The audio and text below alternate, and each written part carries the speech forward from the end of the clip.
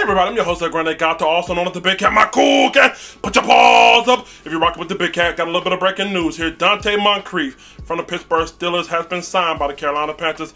Let me tell you exactly what this means. But one quick question before we get started. Do you love the Carolina Panthers like I love the Carolina Panthers? Yes? No? Maybe? Sometime? Do you like Carolina Panthers like I love them? If you like give it a dab. Let me tell you why we made this move, what it means going forward, and what he brings to the team. Let's get into it.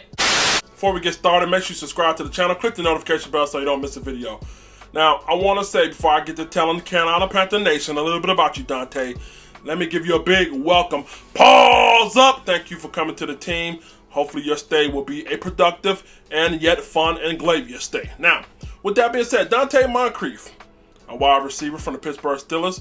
You may know him best from the Indianapolis Colts. That's right. He also played with Jacksonville Jaguars as well. Now, in all three stops, he had some ups and downs, and more so this last stop, he had a lot of downs.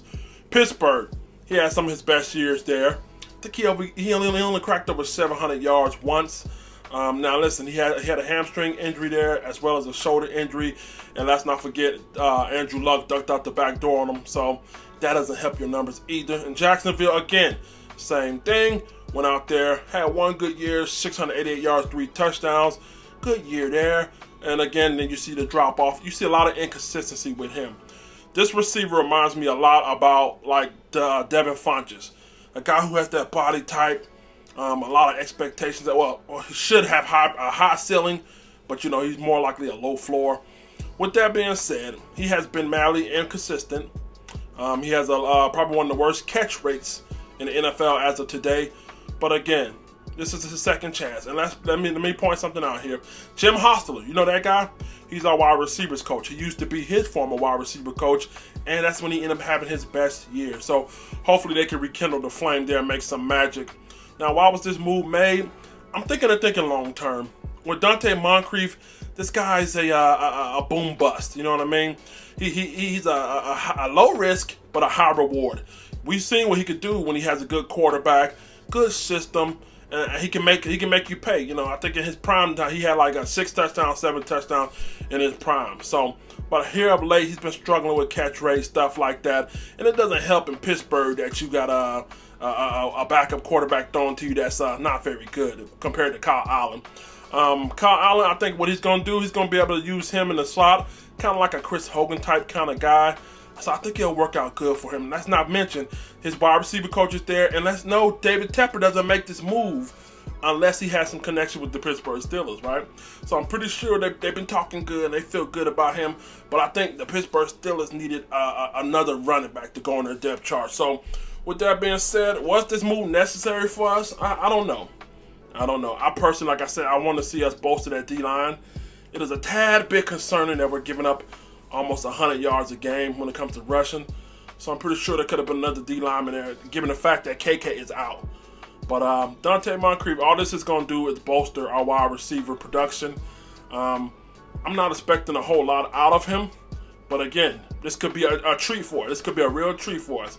So if he goes out there and he produces like, 500-600 yards in the second half of the season, then we're good. We're good. And, we made it. He looks like a genius. He looks like a good selection, right? But if he goes out there, he struggles, and he continues to do what he did in Pittsburgh. No harm, nothing lost. We didn't really, we didn't put a whole lot into him. So this is a second chance more so for him.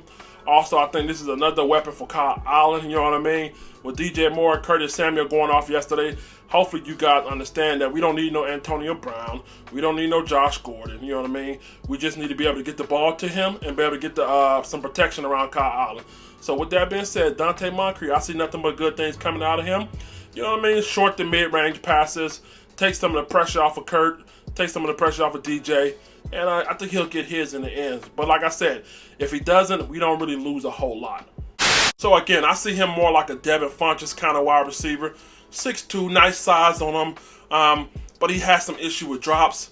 The ceiling is there, man. The ceiling is there for him to go out there and make plays. Our offensive system is going to allow him to do a lot of crossing routes, slant routes, out routes, stuff like that. So he's going to have a lot of short plays and be able to take it for yak as well. So with that being said, it should alleviate some of the pressure off of Curtis Samuel, and DJ Moore as well. Listen, Kyle Allen becoming a field general, so this is a beautiful thing for him. And becoming a field general means you take what's available to you. All right, you take the check down, you take the crossing route, but when the time appoints itself, you strike deep when it's applicable. All right, so with Donte Moncrief in there, I see him as another weapon there. Again, if it doesn't pan out, we didn't really risk nothing to get him. So I wish him all the best. Get in the comment section. I want to hear from you guys. What do you think about this move? Do you think we should have went somewhere else with the final roster spot? I'm your host, Grande Gata, also on the Big Cat. Pause up if you're rocking with the Big Cat. Make sure you subscribe to the channel. Tune into the podcast on Spotify, Anchor FM, Google FM, and everywhere else there are. Let's get up out of here. Let the church say. Don't forget to subscribe to the Carolina Panthers custom helmet giveaway video in the playlist.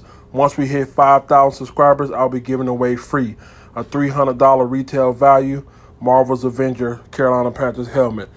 Keep pounding.